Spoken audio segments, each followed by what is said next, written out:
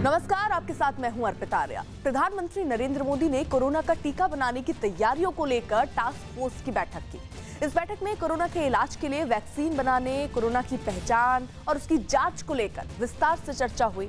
बताया गया कि देश की दवा कंपनियां लगातार इस काम में जुटी हैं और इसी के बाद प्रधानमंत्री ने वैक्सीन के मुद्दे पर समीक्षा बैठक की।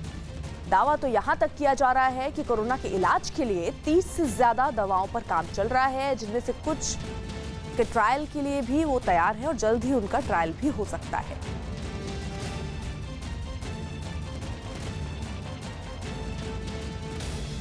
दिल्ली सरकार के सख्त रुख के बावजूद दूसरे दिन भी शराब की दुकानों पर बड़ी संख्या में लोग पहुंचे और नियमों की भी अनदेखी की।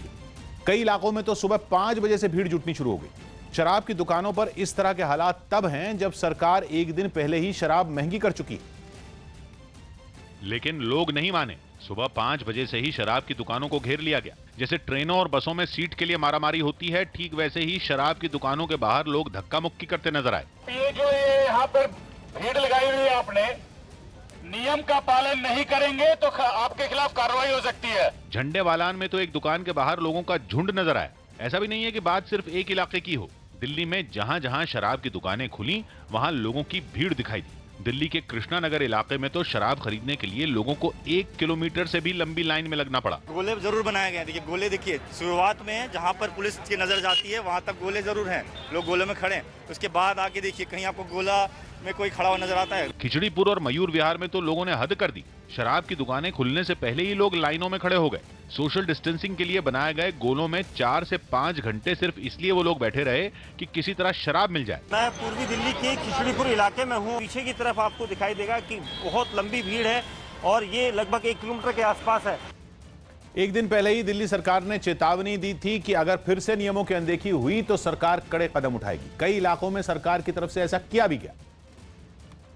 और लक्ष्मी नगर में तो शराब की एक दुकान सिर्फ 10 मिनट के लिए ही खुली। इसके बाद लोगों का गुस्सा भी फूट पड़ा। जैसे ही ठेका खुलता है 9 बजे भीड़ का हजूम आता है और वो हजूम उन नंबरों को तोड़ देता है, तो कौन व्यवस्थित करेगा? किसकी ड्यूटी है ये? अगर यहाँ पर कल को कुछ लड़ाई झगड़ा कत्लेआम हो जाए तो उसका जिम्मेदार कौन है? दिल्ली के कई इलाकों में नियमों की अनदेखी होने पर शराब की दुकानों को कुछ देर के लिए बंद करवा दिया गया। हालांकि पूर्वी दिल्ली के एक इलाके में शराब के लिए लाइनों में खड़े लोगों पर फूल बरसाकर उन्हें शर्मिंदा किया गया। शराब की दुकानों पर जुटी भीड़ के बाद दिल्ली सरकार निशाने पर आ गई, जिसके बाद बीजेपी भी हमलावर हो गई। दिल्ली बीजेपी के अध्यक्ष मनोज तिवारी ने तो केजरीवाल सरकार को शराब की बढ़ी कीमतों को वापस लेने की मांग कर दी और इस फैसले के पीछे सरकार की मंशा पर शक जताया। मैं समझता हूं कहीं से भी रेट बढ़ाना ठीक नहीं है। बीजेपी ने सवाल उठाए तो दिल्ली सरकार की तरफ से स्वास्थ्य मंत्री सत्येंद्र जैन ने भी इस पर पलटवार कर दिया। इसमें तो सवाल उठाने वाली कोई बात ही नहीं है, गलत थोड़ा किया है। शराब की बढ़ी कीमतों पर सियासत तो हो ही रही है, लेकिन इसका असर लोगों पर नहीं दिख रहा है। शराब की दुकानों पर अब भी भीड़ जुट रही है, वो भी तब जब दिल्ली सरकार शराब पर स्पेशल कोरोना फीस नाम से नया टैक्स लगा रही है। ये टैक्स 70% तय किया गया है। मतलब शराब की बोतल जितने की होगी उस पर लोगों को 70% टैक्स देना होगा। जैसे शराब की एक बोतल 100 रुपए की है तो लोगों को इसके लिए 170 रुपए देने होंगे। ये 70 रुपए टैक्स के रूप में जाएंगे। इस टैक्स को ही सरकार ने स्पेशल कोरोना फीस नाम दिया है। दिल्ली सरकार की दलील है कि इस टैक्स से जो रकम आएगी उसे कोरोना के खिलाफ लड़ाई में लगाया जाएगा। देश में जारी कोरोना संकट के बीच तेलंगाना में लॉकडाउन 29 मई तक बढ़ा दिया गया है। तेलंगाना के सीएम के चंद्रशेखर राव ने राज्य में लॉकडाउन बढ़ाने का ऐलान किया। उन्होंने इस दौरान और भी ज्यादा सख्ती बरतने की बात कही। सीएम चंद्रशेखर राव ने कहा कि किसी को भी शाम 6 बजे के बाद घर से बाहर निकलने की इजाजत नहीं होगी और ऐसे में लोगों को शाम 6 बजे तक जरूरी चीजों की खरीदारी कर अपने घर पहुंचना होगा। पूरे देश में 17 मई तक लॉकडाउन बढ़ाया गया है। ऐसे में लॉकडाउन को 29 मई तक बढ़ाने वाला तेलंगाना पहला राज्य बन गया है। बेल्जियम की राजधानी ब्रसल्स में लोगों को आने जाने के लिए साइकिल का इस्तेमाल करने की अपील की जा रही है। ब्रसल्स समेत यूरोप के ज्यादातर देशों में लॉकडाउन को धीरे धीरे हटाया जा रहा है। ऐसे में वहां बसों और ट्रेनों में भीड़ न हो, इसके लिए लोगों से साइकिल का इस्तेमाल करने को कहा गया। ब्रसल्स में तो साइकिल वालों के लिए अलग रास्ता बनाने का काम भी तेज हो गया। वहां खुदाई करने वाली कई मशीनें बनी बनाई सड़कों को उखाड़ती नजर आईं। इन सड़कों को उखाड़कर वहां साइकिल वालों के लिए नया रास्ता बनाया गया। लॉकडाउन में छूट मिलने के साथ ही वहां कई लोग साइकिल से आते जाते दिखे। वहां के लोग भी सरकार के इस कदम से खुश नजर आए। Transport vert, pratique, il ne fait pas de bruit, qui qui en plus permet aux gens de se dépenser. Enfin, Belgium में 50,000 से ज्यादा लोग कोरोना की चपेट में आ चुके हैं, जबकि 8,000 से ज्यादा लोगों की मौत हो चुकी है। लेकिन खतरे के बावजूद वहां लॉकडाउन में छूट देने का फैसला लिया गया। सरकार ने आज से पेट्रोल और डीजल पर रोड सेस के तौर पर 8 रुपए प्रति लीटर के हिसाब से और एक्साइज ड्यूटी बढ़ा दी। इसके अलावा पेट्रोल पर 2 रुपए प्रति लीटर और डीजल पर 5 रुपए प्रति लीटर के हिसाब से स्पेशल एडिशनल ड्यूटी भी लगाई दी है। और इस हिसाब से पेट्रोल की कीमत में 10 रुपए और डीजल की कीमत में 13 रुपए का इजाफा हो गया। हालांकि पेट्रोल और डीजल पर ज्यादा एक्साइज ड्यूटी लगाने से लोगों को मिलने वाले पेट्रोल और डीजल के दाम पर कोई असर नहीं पड़ेगा। खास बात यह कि एक्साइज ड्यूटी का खर्च तेल कंपनियां उठाएंगी। तो पेट्रोल पर 10 रुपए एक्साइज ड्यूटी और रोड सेस बढ़ा है और इसी के साथ साथ डीजल पर भी 13 रुपए एक्साइज ड्यूटी और रोड सेस बढ़ा है।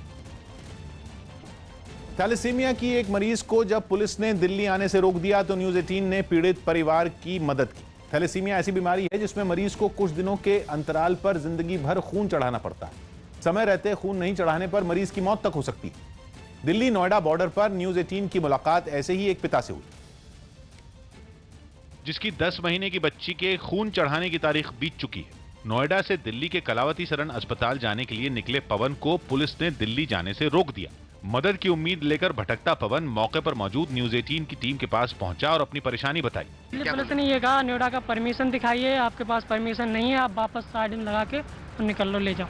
मैंने उन्होंने दिखाया, पेपर भी दिखाया, मगर उन्होंने पेपर मेरा देखा नहीं है, ऐसे ही मुझे इधर से भगा दिया। न्यूज़ 18 की टीम ने पवन के पास मौजूद अस्पताल की फाइल देखी और बच्ची की बिगड़ती हालत को देखकर पवन की मुलाकात मौके पर मौजूद पुलिस के अधिकारी से कराई।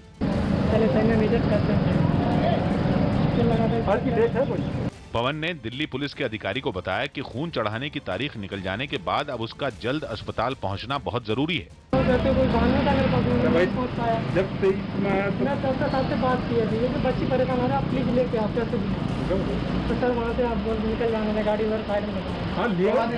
मामले की गंभीरता को समझने के बाद पवन को बेटी के इलाज के लिए दिल्ली जाने की छूट मिल गई, लेकिन पास के बगैर दूसरे काम से निकलने वाले कई लोगों को दिल्ली और नोएडा पुलिस ने आगे बढ़ने से रोक दिया। रक्षा मंत्री ने वीडियो कॉन्फ्रेंसिंग के जरिए एनसीसी के अधिकारियों के साथ बैठक की। रक्षा मंत्री राजनाथ सिंह ने वीडियो कॉन्फ्रेंसिंग के जरिए एनसीसी के अधिकारियों के वायरस के खिलाफ जारी लड़ाई में उनके काम की तारीफ की। एनसीसी डायरेक्टरेट जो कि इस कोविड-19 की क्राइसिस में महत्वपूर्ण भूमिका निभा रहा है। मध्य प्रदेश के देवास में पुलिस ने एक बैलगाड़ी से बड़ी मात्रा में शराब के साथ एक आरोपी को पकड़ लिया, जबकि दूसरा आरोपी भागने में कामयाब रहा। बैलगाड़ी में रख के शराब का प्रबंध कर रहे थे। आरोपी राजपाल जो उसको लेकर जा रहा था, उसको गिरफ्तार किया गया है। सुप्रीम कोर्ट ने कांग्रेस नेता जयराम रमेश की उस याचिका को खारिज कर दिया जिसमें उन्होंने सभी जरूरतमंदों को मुफ्त में सरकारी राशन देने की मांग की थी। कोर्ट ने जयराम रमेश को सरकार के सामने अपनी बात रखने की सलाह दी। इंदौर में लागू लॉकडाउन के बीच कुछ पुलिस वाले एक बुजुर्ग दंपति के घर पहुंचे और उनकी शादी की 42वीं सालगिरह पर उन्हें बधाई दी। पुलिस ने तत्काल इस चीज को संज्ञान में लिया और उनके घर पर हमारे एक अधिकारी एक बुके के साथ पहुंचे। देश भर में कोरोना के खिलाफ लड़ाई में जुटे डॉक्टरों और पुलिस वालों को जगह जगह सम्मानित किया गया। राजस्थान के झुंझुनू में भी कुछ लोग डॉक्टरों को सम्मानित करने के लिए एक अस्पताल पहुंचे और लॉकडाउन के दौरान लगातार ड्यूटी कर रहे डॉक्टरों, नर्सों और अस्पताल के दूसरे कर्मचारियों को माला पहनाकर उन्हें सम्मानित किया। लोगों ने डॉक्टरों को पगड़ी पहनाई और उन पर फूलों की बारिश भी की। इतना ही नहीं, डॉक्टरों को सम्मानित करने के लिए एक ड्रोन की भी मदद ली गई, जिसके जरिए उन पर फूल बरसाए गए। परिवार की चिंताओं को छोड़ करके हम सबकी देखरेख में दिन रात ये लोग लगे हुए हैं, तो मैं इन सभी हमारे कोरोना योद्धाओं को सैल्यूट करता हूं। बिहार के गोपालगंज में कोरोना योद्धाओं को सम्मानित करने के लिए खुद डॉक्टर सड़क पर उतर आए। डॉक्टरों की एक टीम ने लॉकडाउन के दौरान लगातार ड्यूटी कर रहे पुलिस वालों को माला पहनाकर उन्हें सम्मानित किया। इतना ही नहीं, डॉक्टरों ने पुलिस कर्मियों के शरीर का तापमान भी मापा ताकि ये देखा जा सके कि कहीं उन्हें बुखार तो नहीं है। राजस्थान के पोखरण में कुछ लोगों ने पुलिस पर एक अस्पताल के कर्मचारी से मिली भगत का आरोप लगाते हुए पथराव कर दिया। इन लोगों ने एक अस्पताल के कर्मचारी पर लाखों का फर्जीवाड़ा करने का आरोप लगाया और शिकायत पर सुनवाई नहीं होने से ये लोग पुलिस वालों से नाराज हो गए और सड़क पर उतर आए। यही नहीं, इन लोगों ने पुलिस पर पथराव करना शुरू कर दिया और इस हंगामे को बढ़ता देखकर पुलिस को सख्ती दिखानी पड़ी। ऐसे हालात में कुछ पुलिस वाले लोगों के पीछे लाठियां लेकर दौड़ते नजर आए। कुछ देर बाद उस इलाके में शांति बनाए रखने के लिए चप्पे चप्पे पर पुलिसकर्मी तैनात दिखे। उज्बेकिस्तान में एक बांध के टूटने से 70,000 से ज्यादा लोग बेघर हो गए। भारी बारिश और तेज हवाओं की वजह से बांध का एक हिस्सा अचानक टूट गया, जिसके बाद बांध का पानी तेजी से कई फीट ऊपर उठता दिखाई दिया। पानी की धार इतनी तेज थी कि कोई भी देखकर डर जाए। यही वजह रही कि आसपास के लोग इसे देखते ही घबरा गए। कुछ ही देर में बांध का पानी कई गांवों में भर गया। उसके बहाव के आगे कुछ भी नहीं टिक सका। सड़कें पानी में डूब गईं तो कई मकानों ने भी जल समाधि ले ली।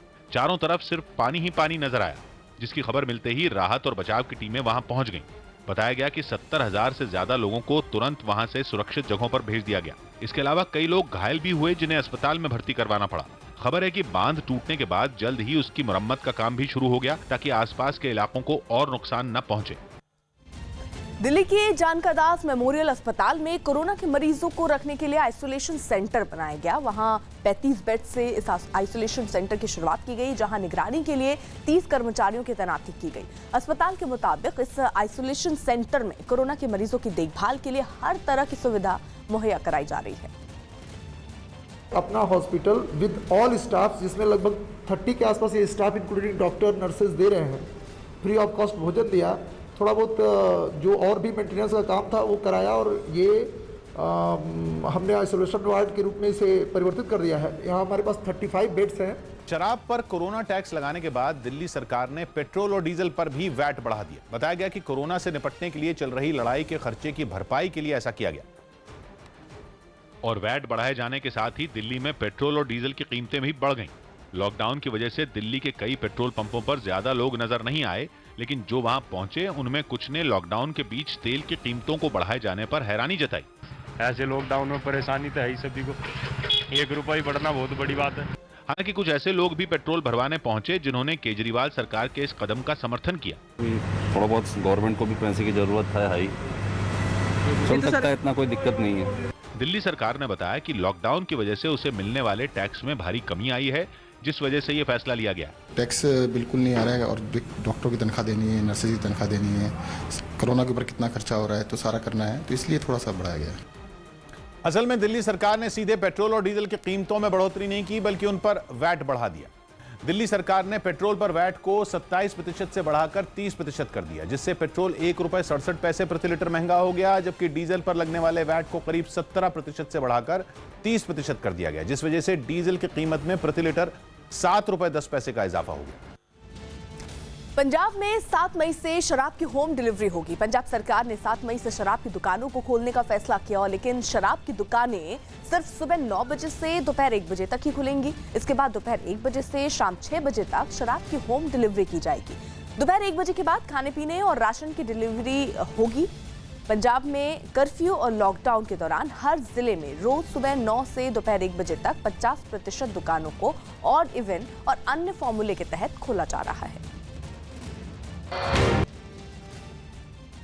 सूरत में फंसे करीब 1200 मजदूरों को एक ट्रेन के जरिए झारखंड और ओडिशा के लिए रवाना कर दिया गया। एक दिन पहले ही घर भेजने की मांग करते हुए इन मजदूरों ने सड़क पर उतरकर हंगामा किया, जिन्हें एक स्पेशल ट्रेन के जरिए झारखंड और ओडिशा के लिए रवाना किया गया। इससे पहले इन मजदूरों को कई बसों की मदद से स्टेशन पहुंचाया गया। बसों से उतरने के बाद इन लोगों को स्टेशन के बाहर बैठा दिया गया, जहां डॉक्टरों की एक टीम ने एक-एक कर सभी लोगों के शरीर का तापमान मापा।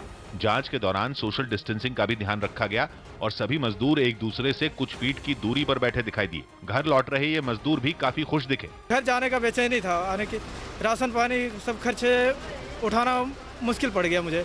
जांच पूरी होने के बाद इन मजदूरों को स्टेशन पर लाया गया और ट्रेन में चढ़ने से पहले उन्हें पानी की बोतलें भी दी गईं। स्टेशन पर किसी तरह की कोई दिक्कत न हो, इसके लिए वहां कई पुलिस वाले भी मौजूद रहे। देश के कई राज्यों की तरह ही कोलकाता में भी शराब की दुकानों पर लोगों की भारी भीड़ उमड़ रही है। और कोलकाता के न्यू मार्केट इलाके में लोग शराब खरीदने की लंबी लंबी कतारों में लगे नजर आए। शराब खरीदने के चक्कर में इन लोगों ने सोशल डिस्टेंसिंग के नियमों की धज्जियां उड़ाई। यानी इन लोगों ने एक दूसरे से जरूरी दूरी नहीं बनाई। इस बात की जानकारी मिलने के बाद एक पुलिस वाला वहां पर पहुंचा और लोगों को सोशल डिस्टेंसिंग के नियम का पालन करवाता नजर आया। सरकार की तरफ से पूरी तरह से हिदायत दी गई है कि जो भी सोशल डिस्टेंसिंग को नहीं मानते या फिर मास्क नहीं पहनते हैं, उनको इन दुकानों से शराब नहीं दी जाएगी, वो नहीं खरीदारी कर सकेंगे। बावजूद इसके कोलकाता की सभी जो दुकानें खुली हैं उनके सामने लंबी कतारें लगी हुई हैं। यूपी के सहारनपुर में पुलिस ने लॉकडाउन तोड़ने वाले लोगों को सबक सिखाने के लिए उनसे उठक बैठक करवाई। लॉकडाउन के दौरान लगातार लोगों से बेवजह घरों से बाहर नहीं निकलने की अपील की जा रही है, लेकिन इसके बाद भी लोग सुधरने को तैयार नहीं है। यही वजह रही कि पुलिस ने लॉकडाउन के दौरान बिना काम के घरों से बाहर निकले कुछ लोगों को पकड़ लिया और फिर उन्हें सबक सिखाने के लिए सड़क पर ही उठक बैठक करवाई। पुलिस ने इन लोगों को सबक सिखाने के दौरान सोशल डिस्टेंसिंग का भी ध्यान रखा और उन्हें एक दूसरे से कुछ दूरी पर खड़ा किया गया। साथ ही पकड़े गए लोगों से कसरत भी करवाई गई। कसरत करवाने के बाद लोगों के हाथों में पर्चे भी दिए गए जिन पर हम समाज के दुश्मन हैं लिखा हुआ नजर आया। साथ ही वहां सादी वर्दी में मौजूद एक पुलिसकर्मी ने खास अंदाज में लोगों से घरों में रहने की अपील की। जिंदगी नेमत है खुदा की यारो, इसे संभाल कर रखो, कब्रगाहों को सजाने की जरूरत क्या है। लोगों से लॉकडाउन के नियमों का पालन करने का भरोसा मिलने के बाद पुलिस ने उन्हें जाने दिया। केरल, कर्नाटक और बिहार समेत दूसरे राज्यों से झारखंड के पाकुड़ पहुंचे करीब 200 मजदूरों को एक टेंट में रखा गया, जहां सभी मजदूरों की स्क्रीनिंग की गई और इसके लिए वहां मौजूद डॉक्टरों की एक टीम ने एक एक कर सभी मजदूरों के शरीर का तापमान मापा। साथ ही उनका नाम और पता नोट किया गया। मजदूरों की जांच के दौरान सोशल डिस्टेंसिंग का भी ध्यान रखा गया और सभी मजदूर कुछ दूरी पर रखी गई कुर्सियों पर बैठे दिखाई दिए। टेंट में मौजूद डॉक्टर समेत सभी लोग मास्क पहने नजर आए। दिल्ली के टिकरी बॉर्डर इलाके में प्लास्टिक के गोदाम में भीषण आग लग गई। देखते देखते आग तेजी से फैलने लगी, जिसे बुझाने के लिए दमकल की 30 गाड़ियां मौके पर मौजूद हैं और आग पर काबू पाने का काम चल रहा है। धुआं और ये तस्वीरें देखकर अंदाजा आप लगा सकते हैं कि कितनी तेज ये आग लगी होगी, वहां भड़की होगी। हालांकि 30 दमकल की गाड़ियां वहां पर मौजूद हैं और पूरी कोशिश हो रही है कि आग पर काबू पाया जा सके। ये एक गोदाम जहां पर ये आग लगी, किन वजहों से ये आग लगी ये भी साफ नहीं है। प्राथमिकता ऐसी बात की है कि जल्द से जल्द आग पर काबू पा लिया जाए। दीपक बिष्ट हमारे साथ हमारे सहयोगी इस वक्त जुड़ चुके हैं। दीपक, क्या स्पष्ट हुआ कैसे लगी ये आग? देखिए, पीवीसी मार्केट है और पीवीसी मार्केट में आग कैसे लगी अभी तक तो फिलहाल दमकल ने कोई इसकी वजह नहीं बताया, लेकिन ये माना जा रहा है कि गर्मी के दिन है क्योंकि शॉर्ट सर्किट हो सकता है और पीवीसी मार्केट है तो एक के बाद एक ये जो मार्केट है पूरी तरह से आग की चपेट में आ गई और जिसके बाद अभी भी लगातार ये आग लग रही है। लगभग रात को 2:30 बजे के पास दमकल विभाग को सूचना मिली थी कि पीवीसी मार्केट में आग लगी है। एहतियातन कुछ गाड़ियां भिजवाई गई थी, लेकिन जब आग पड़ी है तो अधिकतर लगभग 36 गाड़ियों को वहां पर भेजा गया है और दमकल विभाग लगातार उस पर काम कर रहा है ताकि आग को बुझाया जा सके। हालांकि किसी तरह की कोई कैजुअलिटी की खबर अभी तक दमकल विभाग की तरफ से नहीं दी गई है। ये सबसे बड़ी राहत की बात होगी, लेकिन अभी भी जो है आग बुझाने पर जो है सीमा लगी हुई है। लेकिन दीपक, 2:30 बजे बताया जा रहा है, रात में 2:30 बजे ये आग लगी और अभी देखिए 8 बजने को है। इतना लंबा वक्त हो गया, आग पर काबू नहीं पा पाए अभी तक। देखिए, सबसे बड़ी समस्या यहाँ पर यह है क्योंकि पीवीसी मार्केट है, गोदाम है, रॉ मटेरियल होता है और प्लास्टिक और दूसरी चीजें जो होती हैं उसमें आग लगातार पकड़ती है और जितना पानी डाला जाता है वो और उसी तरह से भड़क जाती है। तो कुल मिला के पीवीसी मार्केट होने की वजह से कोई काफी बड़ा एरिया है, कई रॉ मटेरियल रखा हुआ है, गोदाम पीवीसी मटेरियल का था, तो इसकी वजह से दमकल विभाग को अधिक समय लग रहा है क्योंकि इसी वजह से गाड़ियों को भी बढ़ाया गया है और यही वजह है कि काफी समय लग रहा है। लेकिन दमकल का कहना है कि कुछ देर बाद इस पर काबू पाया जा सकता है। जी। पाकिस्तान के कराची में एक दुकान के सील होने से वहां बंद हुई महिलाएं काफी मुश्किल से बाहर निकल पाईं। इन महिलाओं के साथ ही दुकान में काम करने वाले कई कर्मचारी भी फंस गए, जिसके बाद ये सभी लोग मकान की पहली मंजिल पर पहुंचे और बालकनी से नीचे उतरने की कोशिश करने लगे। इन महिलाओं की मदद के लिए वहां कई लोगों की भीड़ भी जुट गई, जिसके बाद एक महिला ने बालकनी पर लगे बोर्ड के सहारे नीचे उतरने की कोशिश की और नीचे खड़े लोगों की मदद से सुरक्षित उतर भी गई। लेकिन दूसरी महिला इसी तरह नीचे उतरने की कोशिश में फंस गई। काफी देर तक वो एक रॉड को पकड़कर लटकी रही। इससे पहले कि नीचे खड़े लोग उसकी मदद कर पाते, वो महिला गिर गई। हालांकि ऊंचाई कम होने की वजह से इस महिला को चोट नहीं आई, जिसके बाद दुकान में फंसे कर्मचारी भी एक एक करके बाहर निकल गए। अमृतसर एयरपोर्ट से 300 से ज्यादा भारतीय ब्रिटेन रवाना हो गए। अमृतसर एयरपोर्ट से विदेश में रहने वाले 300 से ज्यादा भारतीय ब्रिटेन रवाना हो गए। यूपी सरकार ने कल से लखनऊ में प्राइवेट दफ्तरों को खोलने की मंजूरी दे दी। इन दफ्तरों में सुबह 7 बजे से शाम 7 बजे तक काम करने की इजाजत होगी। इसके अलावा एक दूसरे से जरूरी दूरी बनाए रखने का भी ध्यान रखना होगा। मध्य प्रदेश के रायसेन में कोरोना वायरस से ठीक होने के बाद 12 मरीजों को अस्पताल से छुट्टी दे दी गई। डॉक्टरों और मेडिकल स्टाफ ने ताली बजाकर उनको विदा किया। सर्बिया के टेनिस खिलाड़ी नोवाक जोकोविच पर स्पेन में लॉकडाउन के नियम तोड़ने का आरोप लगा। जोकोविच ने खुद एक वीडियो सोशल मीडिया पर शेयर किया, जिसमें उन्होंने एक टेनिस कोर्ट में होने की बात कहते हुए खुशी जताई थी। स्पेन में लॉकडाउन के नियमों में थोड़ी ढील दी गई है, लेकिन स्टेडियम में जाने पर अब भी रोक लगी हुई है। राजस्थान के कोटा में फंसे बिहार के छात्रों के घर लौटने का सिलसिला तेज हो गया। ये छात्र कोटा में रहकर पढ़ाई कर रहे थे, लेकिन लॉकडाउन लागू होने से वहीं फंसे रह गए। जिन्हें राज्य सरकार की बसों के जरिए उनके घरों तक पहुंचाने का काम तेज कर दिया गया। करीब 200 छात्रों को मुंगेर भी लाया गया, जहां डीएम राजेश मीणा ने इन सभी का गुलाब के फूल देकर स्वागत किया और उनसे बातचीत की। छात्रों से मुलाकात के दौरान सोशल डिस्टेंसिंग का खास ख्याल रखा गया। वहां इसके बाद इन छात्रों के खाने पीने की व्यवस्था की गई। छात्रों की स्क्रीनिंग के लिए डॉक्टरों की टीम वहां मौजूद रही, जिसके बाद ही उन्हें घर जाने दिया गया। धन्यवाद करना चाहेंगे कि मेरा मांग या फिर हम लोग के लिए ऐसा किए, घर वापस बुला लिया। इसी तरह 250 से ज्यादा छात्र नवादा पहुंचे, जिन्हें सोशल डिस्टेंसिंग को ध्यान में रखते हुए खाना खिलाया गया, जिसके बाद इन छात्रों के शरीर का तापमान मापा गया। इसके लिए ये कतारों में खड़े नजर आए।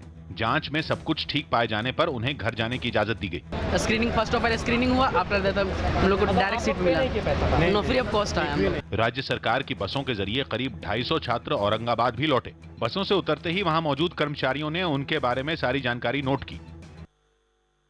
शराब की दुकानें खुलते ही उत्तराखंड में भी दुकानों के बाहर लोगों की भारी भीड़ जुट गई। शराब खरीदने के लिए लोग दुकान खुलने से पहले ही लाइन लगाकर खड़े हो गए, जिसकी कुछ तस्वीरें टिहरी से भी सामने आई। शराब खरीदने पहुंचे लोगों की लंबी लाइन दुकानों के बाहर लगी दिखाई दी, जबकि कुछ पुलिस वाले इन लोगों को सोशल डिस्टेंसिंग का पालन करवाते भी नजर आए। शराब के शौकीन जो है दूर दराज से यहाँ पर पहुंच रहे हैं और खासकर एक पुलिस के ऊपर भी खासी जिम्मेदारी यहाँ पर को देखी जा रही है कि सोशल डिस्टेंसिंग का पूरी तरह से पालन हो। नैनीताल से भी कुछ ऐसी ही तस्वीरें सामने आई। शराब की दुकानों के बाहर सुबह से ही लोगों की लंबी लाइनें लग गईं। शराब खरीदने के लिए लाइन में खड़े लोग मास्क पहनकर एक दूसरे से तय दूरी पर खड़े नजर आए, जबकि दुकान के बाहर बैठा एक लड़का वहां पहुंच रहे लोगों के हाथ सैनिटाइज करवाता हुआ भी दिखाई दिया। दिल्ली की तर्ज पर हरियाणा में भी शराब पर कोविड सेस लगाने पर फैसला लिया गया। खट्टर सरकार की कैबिनेट की बैठक में शराब पर कोविड सेस लगाने को मंजूरी दी गई। देसी शराब पर 2 रुपए से 5 रुपए तक, जबकि अंग्रेजी शराब पर 25 रुपए से 50 रुपए तक कोविड सेस लगाने का फैसला लिया गया। हरियाणा सरकार के निर्देश के मुताबिक आज सुबह 7 बजे से शराब की दुकानें खोली जा रही हैं, जो कि शाम 7 बजे तक खुलेंगी। खुलने वाली दुकानों की सोशल डिस्टेंसिंग पर नजर भी रखा जाएगा और इसका अगर कोई पालन नहीं करता है तो उस पर कार्रवाई भी होगी। यूपी के मुरादाबाद में नकली दवा बनाने की एक फैक्ट्री पर छापा मारा गया। वहां बड़ी मात्रा में नकली दवा बनाने का काम किया जा रहा था और उनके पैकेट मई 2020 की जगह जनवरी 2020 की तारीख भी डाली जा रही थी। नकली दवा की फैक्ट्री की खबर मिलते ही खाद्य विभाग की एक टीम वहां पहुंची और छापा मारा। छापे के बाद फैक्ट्री को सील कर दिया गया और जिस नाम से ये दवाएं बनाई जा रही थी उसे भी बाजार में बेचने पर रोक लगा दी गई। बताया गया कि जिस आदमी की ये फैक्ट्री है उस पर पहले भी नकली दवा बनाने और उसे बाजार में बेचने के आरोप लगे हैं। मिस्र की राजधानी काहिरा में कोरोना से बचने के लिए लोग आग और सब्जियों से मसाज करवा रहे हैं। मिस्र में करीब 7,000 लोग कोरोना की चपेट में आ चुके हैं और कोरोना के डर के बीच लोग लपटों से की जाने वाली मसाज की मदद ले रहे हैं। सामने आए वीडियो में एक फुटबॉल खिलाड़ी इस खास थेरेपी की मदद लेता नजर आया। मसाज करने वाले ने उसकी पीठ पर हरी सब्जियां रखने के बाद उसे एक तौलिए से ढक दिया और फिर अल्कोहल छिड़ककर उसमें आग लगा दी। आग लगते ही तौलिए से तेज लपटें निकलने लगी।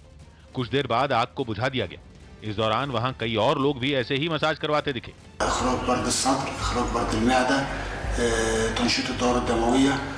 दावा किया गया कि इस मसाज से शरीर की बीमारियों से लड़ने की ताकत बढ़ेगी और कोरोना से भी बचा जा सकेगा। मशहूर फुटबॉलर रोनाल्डो अभ्यास के लिए एक विशेष विमान से इटली पहुंचे। मशहूर फुटबॉलर क्रिस्टियानो रोनाल्डो अभ्यास के लिए एक विशेष विमान से अपने देश पुर्तगाल से इटली पहुंच गए। हालांकि अभी उन्हें वहां 14 दिन क्वारंटीन में ही रहना होगा। इटली में कोरोना वायरस संकट के बीच फुटबॉल खिलाड़ियों को अभ्यास करने की इजाजत दे दी गई थी। जिसके बाद फुटबॉल क्लब ने रोनाल्डो समेत अपने सभी विदेशी खिलाड़ियों को इटली बुला लिया। मगर अभी यह साफ नहीं हो पाया कि फुटबॉल लीग सीरी A कब खेली जाएगी। यूपी के आगरा से हाथरस लौटे 48 पुलिस वालों की कोरोना वायरस की जांच की गई। इसके बाद इन सभी पुलिस वालों को एक क्वारंटीन सेंटर भेज दिया गया। कोरोना वायरस के बढ़ते खतरे की वजह से इन सभी पुलिस वालों की आगरा में ड्यूटी लगाई गई थी। मध्य प्रदेश के दतिया में चोरों ने एक शराब की दुकान से 3 लाख रुपए से ज्यादा की शराब चुरा ली। कोरोना वायरस की वजह से 8 मई से मुंबई में काम करने वाले लोगों के कल्याण और डोंबिवली जाने पर रोक लगा दी गई। कल्याण और डोंबिवली में कोरोना वायरस के 220 से ज्यादा मामले सामने आने के बाद प्रशासन ने यह फैसला लिया। दिल्ली में हुई हिंसा के आरोपी शाहरुख ने हाई कोर्ट में एक जमानत याचिका दाखिल की, जिस पर कोर्ट ने उसे निचली अदालत में अपील करने को कहा। इस मामले में हाई कोर्ट ने दिल्ली की कड़कड़डूमा कोर्ट को भी आरोपी की जमानत याचिका पर सुनवाई करने का आदेश दिया। इससे पहले कड़कड़डूमा कोर्ट ने शाहरुख की याचिका पर तुरंत सुनवाई से इनकार कर दिया था। सोनिया गांधी के निर्देश के बाद पंजाब सरकार ने अपने खर्चे पर मजदूरों को उनके राज्यों में भेजना शुरू कर दिया। मजदूरों के लिए पहली ट्रेन जालंधर से झारखंड के लिए चलाई गई, जिसमें सोशल डिस्टेंसिंग का ध्यान रखते हुए सभी मजदूरों को बिठाया गया। इसके बाद पंजाब सरकार के खर्चे पर यह ट्रेन जालंधर से झारखंड के लिए रवाना हो गई। इससे पहले जिन मजदूरों ने अपने गांव लौटने के लिए रजिस्ट्रेशन करवाया था, उन्हें एक मैदान में बिठाया गया और वहां से एक एक कर स्क्रीनिंग के बाद रेलवे स्टेशन के अंदर भेजा गया। मास्क पहने रखेंगे, अपनी अपनी लाइन में बैठे रहेंगे। कोई समस्या हो, दिक्कत आए तो जो स्टाफ यहाँ डिप्लॉय है आप उनको बताओगे। प्लेटफॉर्म पर भी सभी लोगों ने सोशल डिस्टेंसिंग का पालन किया और ट्रेन की जिस बोगी में बैठने के निर्देश दिए गए उसी में जाकर बैठे। तो जो आपको टिकट दिया गया उसका पैसा लिया गया सरकार की तरफ से? नहीं।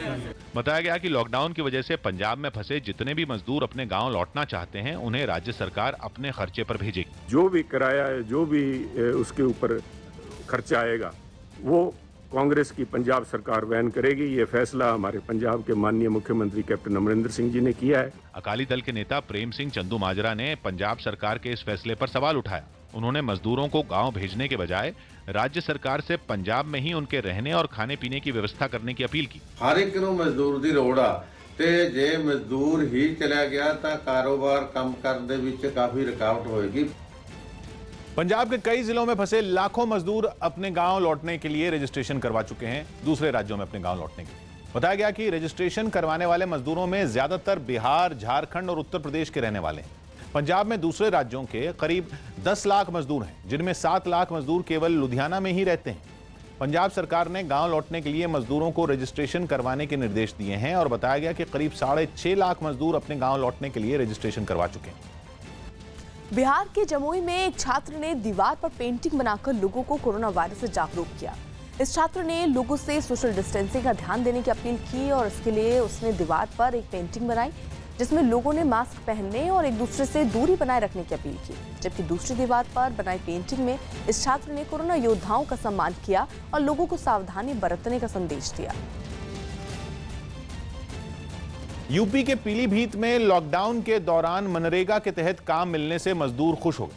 वहां करीब 4 लाख मजदूर ऐसे हैं जो मनरेगा के तहत काम पर पैसे कमाते हैं, जिनके सामने लॉकडाउन लागू होने के बाद रोजी रोटी का संकट खड़ा हो गया था। ऐसे में केंद्र सरकार ने इन मजदूरों को मनरेगा के तहत काम देना शुरू कर दिया, जिसके बाद कुछ मजदूर मुंह को मास्क से ढककर खेतों में काम करते दिखाई दिए। हालांकि सोशल डिस्टेंसिंग का खास ध्यान रखा गया और ये सभी मजदूर खेतों में एक दूसरे से कुछ दूरी पर अपने अपने काम में जुटे दिखे। मैं प्रधानमंत्री जी के लिए और भारत सरकार के लिए बहुत बहुत धन्यवाद देना चाहता हूँ, जो इस योजना से लोगों का घर ये चूल्हा जल रहा है। लॉकडाउन में मजदूरों को काम देने के साथ मजदूरी भी 180 रुपए से बढ़ाकर 220 रुपए कर दी गई।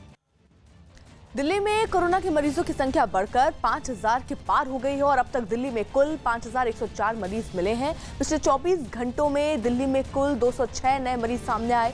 राहत की बात यह है कि दिल्ली में पिछले 24 घंटों में कोरोना के किसी मरीज की मौत नहीं हुई। दिल्ली में अब तक कुल 1468 मरीज जो हैं वो ठीक हुए हैं। वहां कोरोना के 92 मरीज आईसीयू में हैं और 17 मरीज वेंटिलेटर पर हैं। हैदराबाद से अपने गांव लौटने के लिए रेलवे स्टेशन जा रहे सैकड़ों मजदूरों को पुलिस ने रोक लिया और उन्हें समझा बुझाकर एक शेल्टर होम में भेज दिया। हैदराबाद में काम करने वाले बिहार और दूसरे राज्यों के ये मजदूर लॉकडाउन के बाद वहीं फंस गए थे। जो सिकंदराबाद रेलवे स्टेशन पर जाने के लिए पैदल ही निकल पड़े ताकि वहां से ट्रेन के जरिए अपने घर पहुंच सके। कुछ मजदूर अपनी पीठ पर सामान लिए दिखाई दिए, जबकि कुछ मजदूर अपने सिर पर सामान लेकर जाते नजर आए। सोशल डिस्टेंसिंग तो दूर, ज्यादातर मजदूर बिना मास्क पहने दिखाई दिए। मजदूरों के जाने की जानकारी मिलते ही पुलिस वहां पहुंची और उसने उन्हें समझाने की कोशिश की, लेकिन मजदूर अपने घर लौटने की जिद पर अड़े रहे। पुलिस ने इन मजदूरों को भरोसा दिया कि जल्द ही उन्हें उनके घर भेज दिया जाएगा, तब जाकर ये मजदूर माने। आप लोगों ने इतने दिन वेट किया, बस अब 1-2 दिन और वेट करो, आपका खुदा ने चाहा तो कल तक आप लोगों का हो जाएगा इंतजाम। कुछ देर बाद पुलिस ने इन मजदूरों को कई बसों के जरिए एक शेल्टर होम में भिजवा दिया ताकि उन्हें कोई दिक्कत न हो। चलो बस आगे, प्लीज बैठिए, प्लीज बैठिए। हालांकि इन मजदूरों ने चेतावनी दी कि प्रशासन की तरफ से इंतजाम नहीं किए गए तो वो पैदल ही अपने घरों के लिए निकल पड़ेंगे।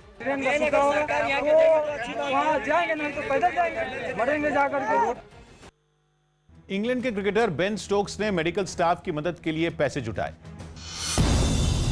कोरोना वायरस संकट के बीच इंग्लैंड के क्रिकेटर बेन स्टोक्स ने एक पहल की। उन्होंने अपने घर के पास हाफ मैराथन पूरी कर मेडिकल स्टाफ की मदद के लिए पैसे जुटाए। जम्मू कश्मीर के बडगाम में सुरक्षा बल पर हुए एक आतंकी हमले में सीआरपीएफ के 2 जवान घायल हो गए, जबकि इलाके के 4 लोगों को भी चोटें आईं। दिल्ली के चांदनगर इलाके में एक शेल्टर होम से भागे 39 मजदूरों में 12 को पकड़ लिया गया। लॉकडाउन की वजह से कई मजदूर इस शेल्टर होम में ठहरे हुए हैं। में जरूरी सामान पहुंचाने वाले ट्रक ड्राइवरों की जांच के लिए एक कैंप लगाया गया। महाराष्ट्र में कोरोना के मरीजों की संख्या तेजी से बढ़ रही है। वहां अब तक कुल मरीजों की संख्या 15,525 हो गई है। सबसे ज्यादा बुरा हाल मुंबई का है, जहां 24 घंटों में कोरोना के 635 नए मरीज मिले हैं। वहीं मुंबई में पिछले 24 घंटों में कोरोना की वजह से 26 लोगों की मौत हुई, जिसके बाद वहां कुल मौत की संख्या 300 के आंकड़े को भी पार कर गई है। मुंबई के धारावी में हालात और खराब हैं। धारावी में 24 घंटों में कुल 33 नए मरीज सामने आए, जहां अब तक 20 लोगों की मौत हो चुकी है। पाकिस्तान के ओकारा में लॉकडाउन की बंदिशों के बावजूद एक मॉल में शॉपिंग जारी रहने पर उसे सील कर दिया गया। इस मॉल में कारोबार जारी रखने का तरीका हैरान करने वाला दिखा, और जब इसकी पोल खुली तो लोगों को अपनी आंखों पर यकीन नहीं हुआ। ओकारा के जलंधर मॉल के बंद शटर को खुलवाया गया तो अंदर कुछ लोग नजर आए, लेकिन पुलिस ने जब खरीदारी करने आए लोगों को बाहर निकालना शुरू किया तो सैकड़ों लोगों का हुजूम निकला। बताया गया कि हर उम्र के लोग बंद मॉल के अंदर खरीदारी कर रहे थे। इनमें बड़ी संख्या में महिलाएं भी थी। चूंकि ओकारा में पाकिस्तानी सेना का अहम ठिकाना है, इसलिए मामले ने तूल पकड़ लिया। मॉल के अंदर बैठाया ताकि वो खरीदारी कर सकें और शटर गिरा दिए, ताले लगा दिए, ताकि ये साबित किया जा सके कि लॉकडाउन की पाबंदी की जा रही है। ओकारा का जलंधर मॉल शॉपिंग करने वालों की पसंदीदा जगह मानी जाती है, इसलिए जब ये खबर फैली तो लॉकडाउन के बावजूद बड़ी संख्या में लोग मॉल के बाहर पहुंच गए, जिससे सड़क जाम हो गई। आपका पसंदीदा नेशनल